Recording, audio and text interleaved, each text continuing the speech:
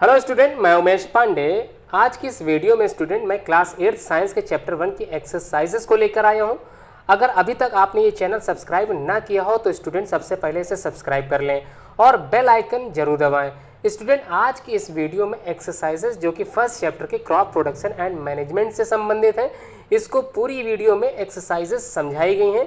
तो student video start करते हैं। हेलो स्टूडेंट, आज के इस वीडियो को स्टार्ट करने से पहले एक बार वीडियो के बारे में बता दूं कि आज की जो वीडियो है वो क्लास 8 साइंस के चैप्टर 1 की एक्सरसाइजेस को समझाई हुई वीडियो है। इसमें स्टूडेंट आप लोगों को सॉल्यूशंस में क्वेश्चंस के क्या लिखना है ये बताया गया है। तो फर्स्ट क्वेश्चन से स्टार्ट करते हैं बच्चों। फर्स्ट क्वेश्चन में ये पूछा गया है कि select the correct word from the following list and fill in the blanks.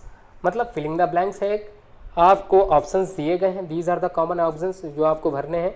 कहाँ पर? यहाँ पर ब्लैंक जो खाली जगह छोटी वहाँ पर आपको ये ऑप्शंस भरने हैं। तो बच्चों ए पार्ट में ये जो क्वेश्चन ए वाला दे रखा है इसमें कहा गया है the same kind of plant grown and cultivated on a large scale eight a place is called what. तो एक ही जगह पे एक काफ़ी लार्ज स्केल वैरायटी पर एक क्रॉप तैयार की जाती है। तो आपको आंसर बच्चों मिल गया होगा। The same kind of a plant grown cultivate करने के लिए in a large scale at a place, मतलब एक ही स्थान पर कल्टीवेशन चालू किया जाता है तो उसको बोलते हैं क्रॉप। तो बच्चों फर्स्ट आंसर समझ में आ गया। बी समझ लेते हैं। The first step before growing crop is dash of the soil. तो बच्चों याद करो how many practices of crop productions की मैंने एक्सप्लेनेशन वीडियो में जिससे पहले अपलोड की थी वीडियो, उसमें मैंने बताई थी। सबसे पहले क्या थी? Preparation of soil. तो ये पहली स्टेप होती है। The first step before growing crop is क्या होगा बच्चों? यहाँ पे होगा प्रिपरेशन ऑफ सॉइल। मतलब सबसे पहले हमको क्या करना है? मिट्टी को तैयार करना है। सी समझ लेते हैं। Damaged seed. बच्चों सीड कैसी है? बीज कैसे हैं? डैमेज्ड है। वुड कहाँ पर? On the top of the water, मतलब ऊपर तैरते हैं कि नीचे तैरते हैं। यहाँ पर आप लोगों को क्या करना है? On the top of water क्या करते हैं? बीज तैरने लगते हैं, फ्लोट करते हैं। फ्लोट मतलब तैरना होता है। तो बच्चों क्लियर हो गया। डैमेज सीड हमेशा ही ऊपर आ जाते हैं क्योंकि कारण क्या होता है? वो खोखले हो जाते हैं, उनसे seed formation does not take place, या फिर ये समझ लें कोई भी प्लांट उसमें से नहीं उग पाएगा, इसलिए वो खोखले हो जाते हैं। लास्ट में क्या कहा है फर्स्ट क्वेश्चन के डी पार्ट में? फॉर ग्रोइंग ए क्रॉप क्या करने जा रहे हैं? ग्रोइंग करने जा रहे हैं, उगाने जा रहे हैं किसी फसल को। सफिशियंट सनलाइट, सनलाइट कैसी है? सफिशियंट है। And dash from the soil are essential. तो बच्चों क्या चीज़ सॉइल में इसेंशियल मतलब जरूरी होनी चाहिए? सनलाइट तो प्रॉपर मिल ली। मिट्टी में क्या होना चाहिए? हमको क्या करना है? इरिगेशन मेथड क्यों किया जाता है? वाटर, जिससे वो क्या पा सकें? पानी पा सकें। और बच्चों क्या हम लोग यूरिया, मैन्योर्स, फर्टिलाइजर्स का यूज़ करते हैं किसमें? सॉइल में। तो यहाँ पर बच्चों क्या होगा? न्यूट्रिएंट्स। तो क्लियर हो गया। तो शुरू से एक बार फिर समझ लेते हैं। For growing a crop sufficient sunlight and water and nutrient from the soil are essential. तो क्लियर हो गया। सारे क्वेश्चंस के आंसर आप लोगों को क्लियर होगा। ये एक्सप्लेनेशन वीडियो में जब मैं पढ़ा रहा था उसमें हर एक क्वेश्चंस के ये पार्ट आए हुए थे और पूछे गए थे। अब बच्चों क्वेश्चन नंबर 2 पे चलते हैं। क्वेश्चन नंबर 2 में कहा गया मैच द फॉलोइंग कॉलम्स। मतलब आपके सामने ए है, उसके साइड में बी कॉलम रखें। बी वाले में एक स्टेप आगे यानी कि ई पार्ट तक दे दिया है, जबकि ए वाले में 1 2 3 4 तक ही है। तो आंसर्स कोई इसका एक एक्स्ट्रा होगा, तो देख लेते हैं, समझ लेते हैं। बच्चों फर्स्ट में बात की जा रही है कि जो खरीफ की फसल होती है, किसकी? खरीफ की। तो खरीफ का मतलब चावल की फसल। चावल कब होती है? बरसात में उगाई जाती है। तो ये क्लियर हो गया कि खरीफ वाली फसल को सबसे ज़्यादा पानी की आवश्यकता होती है। तो अब बात करते हैं कौन सी फसल हो सकती है खरीफ की। तो सीधी सी बात है, पैडी प्लांट कहाँ पे बच्चों मिल गया? यहाँ पे मिल गया। तो इसका आंसर क्लियर हो गया। रबी क्रॉप, जिसको हम लोग गेहूं की फसल कहते हैं, रबी क्रॉप गेहूं की फसल, इसका मतलब बरसात में नहीं उगाई जाती। कब उगाई जाती होगी बच्चों? ये याद करो कब उगाई जाती होगी। इसको हम उगाते हैं at the time of winter में, मतलब जाड़ों के समय में, जब बरसात नहीं होने की कोई गुंजाइश नहीं होती, और गर्मी में इसको निकाल लिया जाता है। तो बच्चों देख लेते क्या होगा इसका राइट आंसर। इसका राइट आंसर होगा wheat, gram and P. Clear हो गया। अब बात करते हैं केमिकल फर्टिलाइजर्स की। मतलब आपके सामने 3 ऑप्शन रह गए, उसमें से केमिकल फर्टिलाइज़र, फर्टिलाइज़र का मतलब जो हम लोग तैयार करते हैं केमिकली होते हैं। तो कौन से होते होंगे? क्या वो एनिमल एक्सक्रीटर वाला हो सकता है? नहीं हो सकता। ये ऑप्शन बिल्कुल नहीं हो सकता। क्यों नहीं हो सकता? क्योंकि हमने याद किया था कि जो मैन्यूर्स होते हैं वो प्लांट और एनिमल के डेड डिकेइंग पार्ट होते हैं, तो ये तो बिल्कुल नहीं हो सकता। फूड एंड कैटल हो सकता है, बिल्कुल नहीं हो सकता। तो बच्चों बचा क्या, यूरिया एंड सुपर फास्फेट। अगर यहाँ पर बच्चों क्या लिखा होता NPK, तो ये भी is a common example of fertiliser. N का मतलब नाइट्रोजन, P का मतलब फास्फोरस और K का मतलब पोटेशियम। क्लियर हो गया। लास्ट में कह रहा है ऑर्गेनिक मैन्योर्स क्या हो सकते हैं। ऑर्गेनिक मैन्योर्स तो सीधी सी बात है, एनिमल एक्सक्रीटा, काउ डंग मतलब गोबर, यूरिन मतलब जो मूत्र होती है, एंड प्लांट वेस्ट मतलब जो प्लांट की पत्तियां हो गई, जड़ हो गए, तने हो गए, ये सारे डेड डिकेइंग पार्ट क्या कहलाते हैं, ये सारे ऑर्गेनिक मैन्योर्स के ही एग्जाम्पल हैं। तो बच्चों यहाँ तक ये क्लियर हो गया कि इसमें कहाँ पे हम कौन सा ऑप्शन फिल करना है। अब बात करते हैं क्वेश्चन नंबर 3 की। तो बच्चों समझ में सब कुछ आ रहा है, क्लियर, कोई डाउट नहीं है। क्वेश्चन नंबर 3 में कह रहा है गिव 2 एग्जाम्पल ऑफ ईच। तो गिव 2 एग्जाम्पल ऑफ ईच आप लोगों ने इससे पहले ही पढ़ लिया था, मैच द फॉलोइंग कॉलम्स में ही कई एग्जाम्पल मिले थे। ए वाला क्या था, खरीफ की crop, common example of kharif crop paddy, maize, soybean, groundnut, cotton, these are the common example of kharif crop. Clear हो गया बच्चों। रबी क्रॉप, बच्चों ध्यान रखना यहाँ पर कॉमन एग्जाम्पल कितने पूछे, 2, लेकिन यहाँ पर बताए कितने गए, कई सारे। तो ये इसलिए बताया गया क्योंकि आपको at the time of exam में इतना सोचना ना पड़े, सीधे आपको 2 एग्जाम्पल याद आ जाए, आप लिख सको। तो याद कितने करने, 2 से ज़्यादा, लिखना कितना है, 2 ही लिखने हैं। सेकंड में कह रहा है रबी क्रॉप के 2 एग्जाम्पल बताओ। तो कई एग्जाम्पल हैं जैसे wheat, gram, pea, mustard, these are the common example of rabi crop. तो अगला बढ़ते हैं बच्चों क्वेश्चन नंबर 4 की तरफ। क्वेश्चन नंबर 4 में कह रहा है right a paragraph in your own words, मतलब अपने शब्दों में लिखना है, वैसे तो यहाँ मेरे शब्द हैं, ठीक। तो right a paragraph in your own words on each of the following. सबसे पहला क्या है, किसके बारे में लिखना, प्रिपरेशन ऑफ सॉइल, सेकंड है सोइंग, थर्ड है weeding and the last is threshing. तो इन चारों के बारे में आपने पिछली वीडियो में एक्सप्लेनेशन वीडियो जो इससे पहले अपलोड की गई थी उसमें आपने सब कुछ पढ़ लिया था, उसकी मीनिंग्स एक एक की मीनिंग मैंने समझाई थी। तो सबसे पहला the preparation of soil is the first step before growing a crop, ये आज ही आपने सबसे पहले क्वेश्चन में पढ़ा था। तो चलो एक बार फिर से समझ लेते हैं।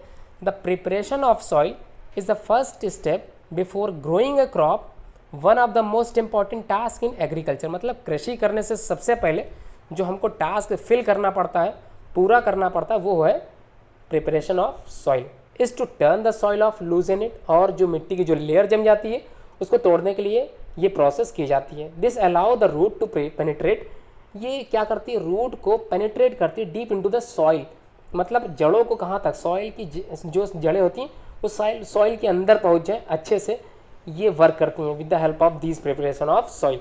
The loosen soil helps in the growth of earthworm and microbes which are friend of the farmer, मतलब जो माइक्रोब्स होते हैं, कई तरह के बैक्टीरिया होते हैं जो लेग्यूमिनस प्लांट की जड़ों के अंदर रहते हैं और हमारे लिए काफ़ी हेल्पफुल है।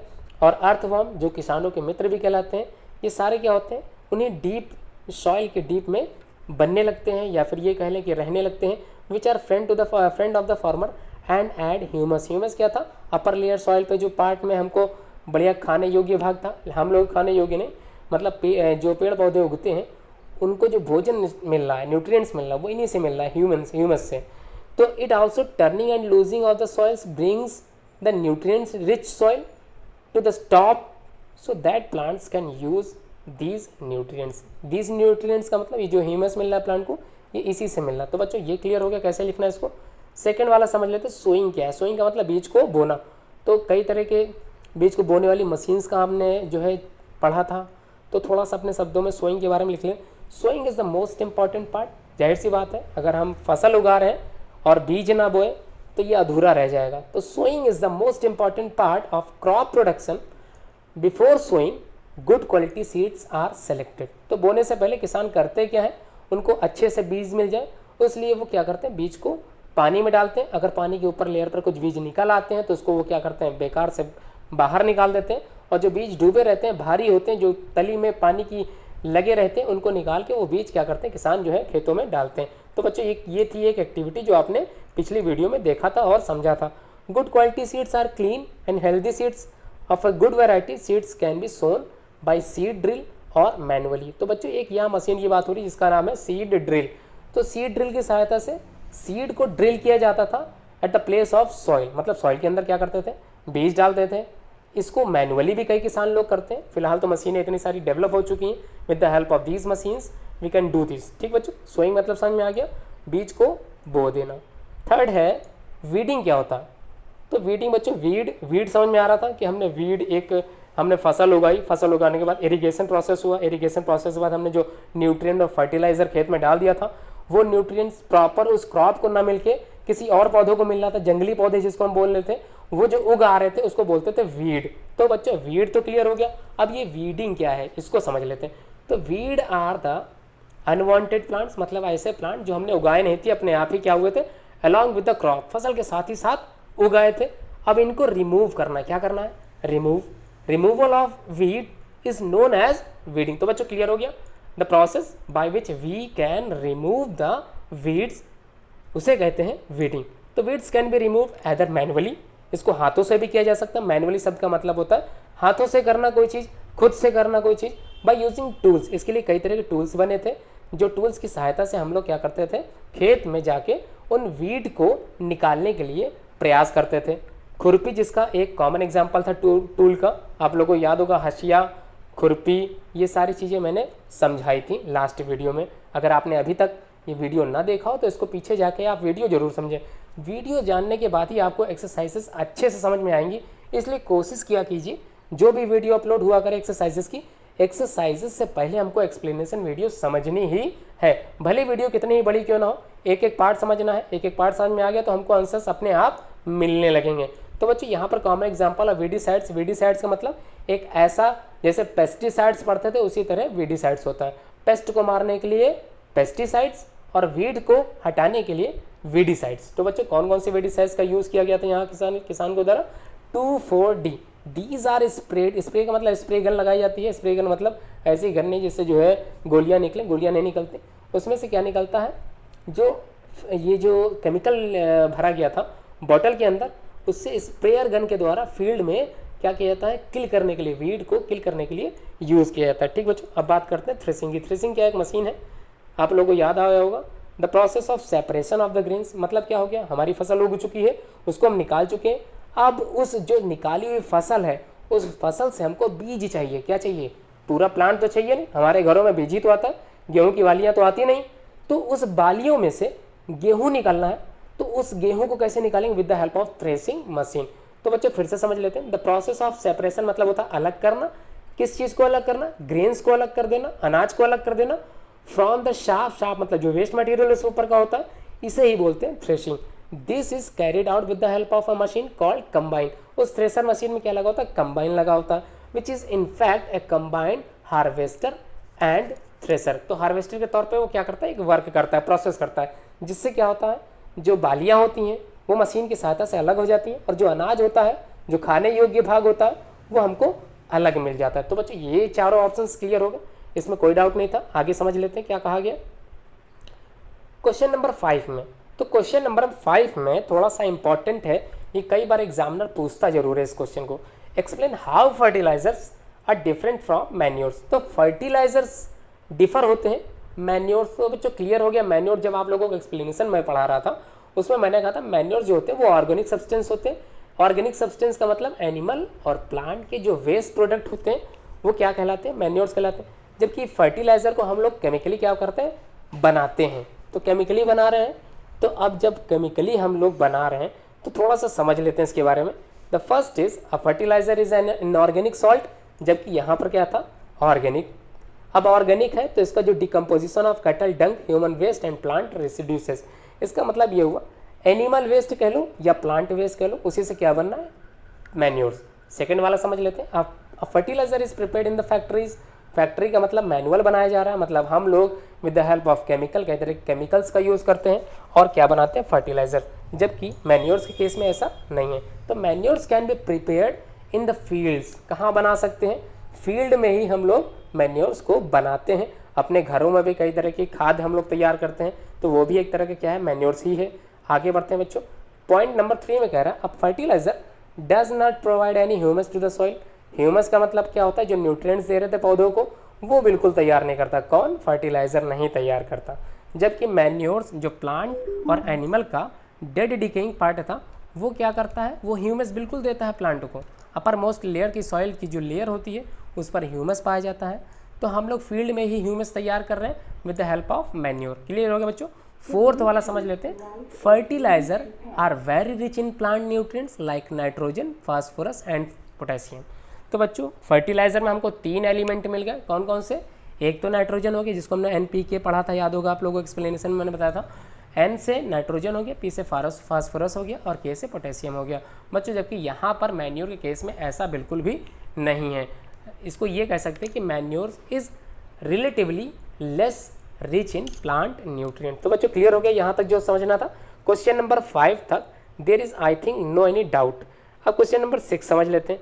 6 वाले में क्या है, एक प्रोसेस कही गई है आपको, जब से सॉइल प्रिपरेशन आपने पढ़ा था, सोइंग सीड्स पढ़ा था। अब बात करते हैं इरिगेशन मेथड। इरिगेशन मेथड कब हो गया, कब आ गया? आप लोगों ने ध्यान दिया होगा, फर्टिलाइजर और मैन्योर्स के बाद हमने एक प्रोसेस थी जिसको हमने बोला था इरिगेशन। ये प्रोसेस पहले भी हो सकती है और बाद में भी हो सकती है। कब? मैन्योर्स को डालने से पहले भी हो सकती है और मैन्योर्स को डालने के बाद भी हो सकती है। तो क्लियर है, नो डाउट दैट। अब बात करते हैं the supply of water to the crop at different interval is called irrigation. मतलब एक डिफरेंट इंटरवल्स के बाद हम खेत में सिंचाई करते हैं और इसी सिंचाई करने की जो प्रोसेस होती है उसे बोलते हैं इरिगेशन। तो बच्चों इरिगेशन समझ में आएगी, सिंचाई। The 2 methods of irrigation which conserve करते हैं हमारी, कंजर्व मतलब होता है बचाना, संरक्षण देना, संरक्षित करना। किस चीज़ को बचाने का काम करते हैं? Water are as follows. इसका मतलब पानी को बचाने के लिए हम 2 मेथड्स ऑफ इरिगेशन का यूज़ करते हैं, जिससे जो है फसलों में आसानी से पानी पहुंच भी जाता है और हमारा जो पानी होता है वो काफ़ी हद तक बचाव भी हो सकता है उसका। तो कौन कौन से मेथड थे? पहला मेथड तो आप लोगों ने एक्सप्लेनेशन वीडियो में समझा था, स्प्रिंकलर मेथड बोलते हैं, और सेकंड वाले को ड्रिप सिस्टम बोलते हैं। ड्रिप सिस्टम मैं नॉर्मली समझा देता हूँ। ड्रिप का मतलब होता है कि at the point of the root directly जो पानी जा रहा है, कहाँ जा रहा है? रूट की तरफ जा रहा है। तो रूट की तरफ जा रहा है, जाहिर सी बात है जो प्लांट जो होते हैं वो मिट्टी से पानी लेते हैं with the help of which part? Root से। तो अगर डायरेक्टली हम पानी को कहाँ भेज दें? रूट के अंदर भेज दें, रूट तक पहुँचा दें, तो वो पानी किसके द्वारा अब्जॉर्व कर लिया जाएगा? रूट के द्वारा। जबकि स्प्रिंकल सिस्टम में क्या होता है? पानी की बौछारें पत्तियों पर पड़ती हैं या फिर पूरे पौधे के पार्ट पर पड़ती हैं। तो ये दोनों ही मेथड ही कारगर हैं, अच्छे हैं, ठीक है। मॉडर्न व्यूज़ में इसका यूज़ किया जा रहा है, तो ये अच्छी बात है। फिलहाल दोनों समझना है तो समझ लेते हैं। Under this method the perpendicular pipes, एक पाइप्स बनाया जाता है, एक तैयार किया जाता है, हार्वेस्टिंग रोटेटिंग नोजल्स लगे होते हैं ऑन द टॉप। तो नोजल्स का मतलब होता है जैसे आप लोगों के घरों में एक पानी की टंकी से कई तरह के पाइप्स आ गए और एक जगह जाके नोजल्स लगे होते हैं जिसको आप खोलते हैं, पानी निकालते हैं और बंद करते हैं। बिल्कुल same like this are joint to the main pipeline. Main pipeline से नोजल्स जुड़े रहते हैं और रेगुलर इंटरवल्स के बाद ओपन होते हैं, क्लोज होते हैं when water is allowed to flow, मतलब उसमें प्रेशर बनता है। तो under pressure with the help of a pump it escapes from the rotating nozzles. Nozzles क्या होते हैं? ओपन क्लोज होने लगते हैं। It gets sprinkle on the crop as if it is raining. तो बच्चों क्लियर हो गया, अगर रेनिंग होती है तो रेन वाटर भी इसमें स्टॉप गया, मतलब यूज कर लिया जाता है। अब ड्रिप वाटर सिस्टम समझते हैं। In this system water falls drop by drop just the position of the roots. सीधे किस पोजीशन में जाता है? रूट की पोजीशन में जाता है। It is the best technique for watering fruits plants, Gardner's and trees. तो गार्डन्स, बगीचों में भी या हमारे बागबानी जो लोग करते हैं वो लोग इसका ज़्यादा से ज़्यादा यूज़ करते हैं। Water is not wasted in at all. इसका मतलब इस प्रोसेस के बाद वाटर बिल्कुल वेस्ट नहीं होता, सीधे यूज़ कर लिया जाता है with the help of root. It is boon, मतलब एक आशीर्वाद है। In regions where availability of water is poor, मतलब ये उनके लिए आशीर्वाद है जहाँ पर वाटर की अवेलेबिलिटी मतलब पाया जाना बहुत ही पुअर है, मतलब कंडीशंस कहती है बहुत ही ख़राब है, मतलब पानी की मात्रा वहाँ पे कम है। तो बच्चों क्वेश्चन नंबर 6 में नो डाउट। समझते हैं क्वेश्चन नंबर 7। क्वेश्चन नंबर 7 में सिंपल कह रहा है कि if wheat is sown in the kharif season. तो बच्चों खरीफ सीजन का मतलब अगर गेहूं को खरीफ सीजन में बोया जाए, खरीफ सीजन मतलब जब पानी की मात्रा ज़्यादा हो, बारिश हो रही हो, उस समय अगर इसको बोया जाए, व्हाट वुड हैपन, डिस्कस करिए। तो क्या होगा, तो डिस्कस करना है। तो हमको पता है कि वीट जो है, वीट मतलब गेहूं जो है वो कैसी क्रॉप है? रबी क्रॉप है। Hence it requires cold climate conditions, और इसकी आवश्यकता होती है कैसी कंडीशन की? कोल्ड। बच्चों ध्यान रखना, कैसी कंडीशंस की? कोल्ड क्लाइमेटिक कंडीशंस की। टू बी ग्रोन प्रॉपरली, मतलब अच्छे से उगने के लिए क्या चाहिए इसको? Cold condition. If it is sown in the kharif season it will not grow और many get destroyed due to the excessive rains in the kharif season. क्योंकि पानी की अधिक मात्रा होने के बाद ये फसल पूरी तौर से क्या हो जाएगी, खराब हो जाएगी। तो यही एक रीज़न है इस क्रॉप को हम खरीफ क्रॉप के साथ नहीं उगा सकते हैं, क्योंकि wheat is a common example of rabi crop. तो बच्चों क्लियर हो गया। Question number 8, explain how soil gets affected by the continuous plantation of crops in field.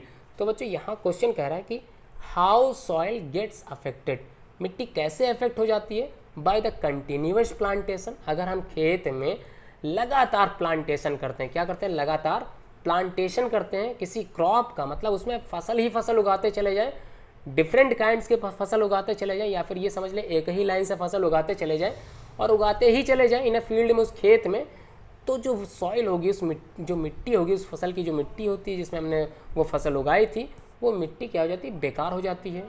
कैसे अफेक्ट हो जाती है, प्रभाव क्यों पड़ता है, तो आंसर्स में समझ लेते हैं इसके क्या है। कहा गया, इसमें लिखा है सॉइल होती है वो सप्लाइज करती है मिनरल्स। तो बच्चों क्लियर हो गया, जो न्यूट्रिएंट्स थे वो कहाँ मौजूद थे, सॉइल में।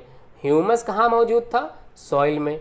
नाइट्रोजन कहाँ मौजूद था, सॉइल में। पोटेशियम कहाँ था, सॉइल में। फास्फोरस कहाँ था, सॉइल में। These are the nutrient mainly present in soil. तो क्लियर हो गया यहाँ पर थोड़ी चीज़ कि सॉइल जो होती है वो सप्लाइज करती है minerals, nutrient to the crop. मतलब हमारे फसलों को ये सिर्फ सॉइल ही होती है जो न्यूट्रिएंट्स प्रोवाइड कराती है।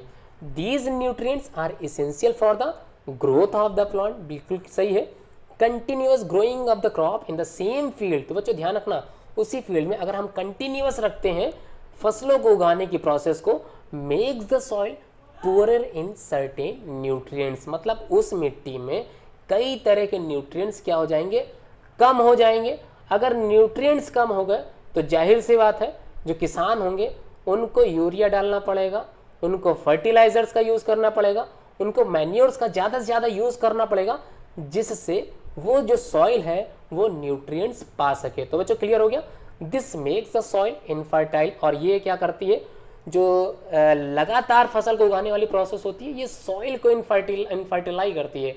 इनफर्टाइल का मतलब होता है नॉन उपजाऊ, हिंदी में है ऐसे समझ लो कि कम उपजाऊ जमीन बना देती है या बंजर जमीन बना देती है। And then to replenish the soil with nutrients farmer need to add manures of the soil. तो समझ में आ गया, इसी की वजह से मैन्योर ऐड करना पड़ता है, ऊपर से डालना पड़ता है। प्लांट की जो रेट होती है टू एब्जॉर्ब न्यूट्रिएंट्स, वो कहाँ से प्राप्त करता है, उसी मिट्टी से। तो बच्चों क्लियर हो गया, सिंपल सा था। इस वीडियो को अगर अभी ये क्वेश्चन मैंने जो समझाया एक्सप्लेनेशन, एक बार फिर से रिवाइंड पीछे जाके आप फिर से सुनिएगा, आपको और अच्छे समझ में आएगा। थोड़ा सा आप क्वेश्चन नंबर 9 समझ लेते हैं कि व्हाट आर वीड्स, क्या होते हैं, how can control them, how can we control them. तो वीड क्लियर हो गया, अभी हमें समझाया था कि वीड क्या होते हैं, अनवांटेड प्लांट्स होते हैं जो अचानक अकस्मात हमारी फसल में उगाते हैं। हमने फसलों को फर्टिलाइजर मैन्योर दिया था अपनी फसलों को उगाने के लिए, लेकिन उसमें जो अनवांटेड प्लांट होते हैं वो फर्टिलाइजर का यूज करने लगते हैं। अब इनको कंट्रोल कैसे किया जाएगा, ये भी समझाया था कि कई तरह के weedicides are used by the farmers. तो इसको समझ लेते हैं। द अनडिजायरेबल मतलब जिसकी हमने आकांक्षा नहीं की थी, जिसको हमने बिल्कुल नहीं सोचा था कि ऐसे प्लांट उगेंगे। द अनडिजायरेबल प्लांट में ग्रो नेचुरली, अपने आप उगा जाते हैं, जाहिर सी बात है नेचुरली होंगे। अलॉन्ग विद द क्रॉप मतलब हमारी फसल के साथ अपने आप ही उग जाते हैं, इन्हें ही बोलते हैं वीड्स। क्लियर हो गया।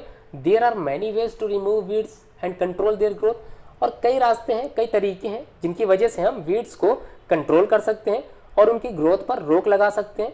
तो weeds can remove by uprooting और cutting them close to the ground. उसी ग्राउंड में उसको काट दिया जाए। फ्रॉम टाइम टू टाइम मतलब समय रहते या समय के साथ ही उसको हटा दिया जाए। This is done with the help of खुरपी। अब बच्चों खुरपी की बात हो रही है तो मैनुअली करना पड़ेगा, हाथ से करना पड़ेगा, मेहनत बहुत, खेत बड़ा था, मेहनत बहुत करनी पड़ेगी। बट एक ऑप्शन और है हमारे सामने, तो समझ लेते हैं कि weeds are also control by using certain chemicals called weedicides. कौन कौन से weedicides, like 2,4-D, these are sprayed in the field to kill weeds। लेकिन बच्चों इसका एक कहीं ना कहीं नुकसान भी है हमारे फसलों के साथ साथ। ये जो वीडिसाइड्स होते हैं हमारे शरीर के अंदर जाकर हमको क्या करते हैं, धीरे धीरे धीरे धीरे कमज़ोर बनाते हैं। तो बच्चों ये भी क्लियर होगा कहीं ना कहीं इस वीडिसाइड्स का हमारे शरीर पर या फिर जो जानवर खेत में जो चर जाते हैं फसल, उनके लिए क्या है, ये हार्मफुल है। ठीक बच्चों, तो क्लियर हो गया हार्मफुल क्यों है, इसीलिए हार्मफुल है। और जाहिर सी बात है अगर बारिश होती है और ये weedicides with the help of rain water कहाँ चले जाएंगे, नदियों में चले जाएंगे, तो वो जो नदी का पानी जो गाय भैंस बकरी बाकी जानवर पीते होंगे, तो ये वीडिसाइड्स उनके शरीर में जाकर उनको क्या पहुंचाएगा, नुकसान पहुंचाएगा। तो क्यों पहुंचाएगा, कैसे पहुंचाएगा, केमिकली होते हैं इसलिए पहुंचाएगा। अब बात करते हैं क्वेश्चन नंबर 10 की। क्या करना है, सिंपल ट्रिक है, अरेंज द फॉलोइंग बॉक्सेस, मतलब बॉक्स में कुछ शब्द दिए हैं, इनको अरेंज करना है in a proper order to make a flow chart of sugarcane crop production. तो बच्चों सिंपल सा डायग्राम है, सारे बॉक्सेस सामने लगे हैं कि 1 से लेके कितने हैं, 1 2 3 4 5 6 7 7 लगे हैं। इसको सीक्वेंस में लगाना है। कैसे हमको शुगर केन की क्रॉप का प्रोडक्शन करना है, सीक्वेंस में लगाने का सिंपल सा तरीका बच्चों क्या होगा, आप लोग याद किए होंगे, कई तरह की जो है चीज़ें आप लोगों ने सोची थी। तो स्टूडेंट सबसे पहले क्या था, 5 वाला बॉक्स था, नंबर 5, उसके बाद नंबर 6, उसके बाद नंबर 4, उसके बाद नंबर 7, उसके बाद 2, उसके बाद 3 एंड द लास्ट में आपको प्रोडक्शन ऑफ जो क्रॉप आप किसकी कर रहे थे, गन्ने की शुगर केन, वो प्रोडक्ट्स आपने कर दिया। तो लास्ट में नंबर 1। तो सीक्वेंस बच्चों समझ में आ गया। अब क्वेश्चन नंबर 11 समझ लेते हैं। 11 में क्या है, थोड़ा सा आखिरी क्वेश्चन, धीरे धीरे स्टेप खत्म हो रहा है, ये चैप्टर की एक्सरसाइजेस खत्म हो रही हैं और आप लोगों को समझ में भी अच्छे से आ रहा होगा। आई थिंक ऐसा मैं आशा करता हूँ कि ये वीडियो आपको बहुत अच्छी लगी होगी। आप लोग ज़्यादा से ज़्यादा इसे शेयर करेंगे, ज़्यादा से ज़्यादा इसको लाइक करेंगे और उम्मीद करता हूँ कि आपके और बाकी फ्रेंड जो आपके जैसे ही स्कूल में पढ़ रहे हैं, यूट्यूब पे ऑनलाइन रहते हैं, ऑनलाइन पढ़ाई करते हैं और ऐसी वीडियोस ढूंढा करते हैं, तो आप लोग भी उनकी हेल्प करोगे to share this link to them. Okay student, और कमेंट करना बिल्कुल ना भूलें। आपके कमेंट से ही ये जो वीडियो मैं तैयार करता हूँ, इससे मुझको एक अंदर से उत्साह मिलता है कि नहीं बच्चे कमेंट कर रहे हैं, इनको कुछ जानकारी और चाहिए, ये खो जाते हैं मेरे पढ़ाने के बाद, इनको कई चीज़ें और समझने की कोशिश ये लोग करते हैं ज़्यादा से ज़्यादा। तो कमेंट से मुझको लगेगा कि नहीं बच्चे पढ़ाई कर रहे हैं अच्छे से और सवाल जवाब भी हो रहा है, कंटिन्यूस लगा हुआ है, कई तरह के मुझको लाइक्स मिल रहे हैं, हो सकता है कुछ लोग डिसलाइक भी कर दें, तो there is doesn't matter anything else. तो क्वेश्चन नंबर 11 में समझ लेते हैं, complete the following word puzzle. एक वर्ड पजल दी गई है with the help of clues given below. तो बच्चों क्या दे रखा है यहाँ पर, ये क्लूज है, इनको दे रखा है। तो सबसे पहले डाउन, डाउन का मतलब नीचे की तरफ जाने पर हमको क्या मिला, 1 पार्ट 2 पार्ट 3 पार्ट, तो इनके नंबरिंग पे लिखे हुए हैं, तो इसको समझेंगे भी अच्छे से। कैसे समझना है समझ लेते हैं, थोड़ा सा यहाँ से बढ़ा दे, स्पेस थोड़ा सा कम है, समझ लेते हैं फिर भी। यहाँ पे कह रहा है डाउन मतलब नीचे की तरफ जाने पर, number 1 providing water to the crops. तो क्या होता है, कौन सी प्रोसेस थी, with the help of that processes हम लोग क्या करते थे, वाटरिंग द प्लांट, तो सिंचाई करते थे। The process is known as irrigation. तो ये फर्स्ट है, इसकी लाइन जो गई है इसको बोलते हैं इरिगेशन, लिख लोगे आप लोग, सिंपल सी ट्रिक थी। सेकंड है keep crop grains for a long time under proper condition. तो बच्चों keeping crop grains, keeping crop grains मतलब फसल को उगाना, ग्रेन्स को क्या करना, keeping crop grains for a long time under proper condition में रखना, इसको बोलते क्या है, रखने की बात हो रही है। स्टोरेज किसकी बात हो रही है, ये बच्चों स्टोरेज की बात हो रही है। तो डाउन की तरफ जाना है, तो यहाँ ऐसे स्टोरेज हो गया। Certain plants of the same kind are grown on a large scale, इसको बच्चों क्या बोलते होंगे, क्रॉप। क्या बोलेंगे, फोर्थ वाला ये क्या है, 1 2 के बाद 5, ये क्या होगा, क्रॉप होगा। तो बच्चों क्रॉप कहाँ मिला हमको, यहाँ मिल गया, तो ये भर लोगे क्रॉप। ये तो हो गया, डाउन वाले तो हमने सारे कर लिए, मतलब ये 3 ही थे डाउन में, तो 1 2 5 समझ में आ गया। अब बात करते हैं एक्रॉस में। एक्रॉस का मतलब यहाँ पर बच्चों समझ लेते हैं कौन कौन सी, देखो बच्चों यहाँ पर देखो पहला हार्वेस्टर है, दूसरा ग्राम है, तीसरा क्या है, विनोइंग है। तो आप क्वेश्चन समझ लो कि कोई मशीन है, ये सब आपको एक्सप्लेनेशन वीडियो मैंने समझाया था, मशीन है use to cutting the matured crop. तो कौन सी मशीन से मैच्योर्ड क्रॉप को अलग किया जा रहा था, हार्वेस्टर की सहायता से। Second a rabi crop that is also one of the pulses. तो एक ऐसी रबी की क्रॉप है जो दाल में भी गिनी जाती है। तो बच्चों अभी एग्जाम्पल में पढ़ा था क्या था वो, ग्राम, ग्राम मतलब चना, तो चने की दाल जो राशन की दुकानों पे आई हुई है, लॉकडाउन के चलते आप लोगों को मिल भी रही होगी, कुछ लोग पाए भी होंगे। चलिए बात करते हैं लास्ट प्रोसेस की, तो separating the grain from shaft. तो अलग करने की जो विधि होती है बच्चों, लास्ट स्टेप में हमें पढ़ता है, इसको बोलते थे विनोइंग। विनोइंग मतलब समझ लेते हैं, जो हवा के द्वारा separation of different waste product from are growing crop, जो क्रॉप हमने उगाई उसको हमने हार्वेस्ट कर लिया, निकाल लिया। अब with the help of winnowing process उसमें से हमने जो मेन चीज़ निकालनी थी वो अलग कर लिया, और जो वेस्ट मटेरियल सेपरेट करना था, जो शार्प था, वो हमने क्या किया, अलग कर लिया। तो बच्चों यहाँ समझ में आ गया, ग्रेन मतलब अनाज, अनाज को अलग कर लिया, शार्प मतलब उससे जो वेस्ट मटेरियल था वो अलग कर लिया, with the help of which process, winnowing process. तो स्टूडेंट यहाँ पे ये वीडियो समाप्त हुई, और उम्मीद करता हूँ ये वीडियो आपको पसंद आई होगी। तो पसंद आई होगी तो इसलिए आप लोग लाइक करोगे, अगर लाइक करो तो बच्चों कमेंट भी करना, कुछ कमियां अगर इसमें रह गई हो तो वो कमियां बिल्कुल बताना। अब बात करते हैं शेयर की। तो बच्चों शेयर ज़्यादा से ज़्यादा करें, आपके एक शेयर से मेरा एक सब्सक्राइबर बढ़ सकता है। अगर एक सब्सक्राइबर बढ़ेगा तो मैं उम्मीद से ज़्यादा और अच्छे से समझा पाऊँगा। तो स्टूडेंट जो मैं समझा रहा हूँ मुझे लगता है आप लोग अच्छे से समझ रहे हैं, अच्छे से पढ़ रहे हैं, मेरे साथ लगे हुए, मेरे साथ पढ़ाई कर रहे हैं। तो student all the best for your better future. ठीक बच्चों।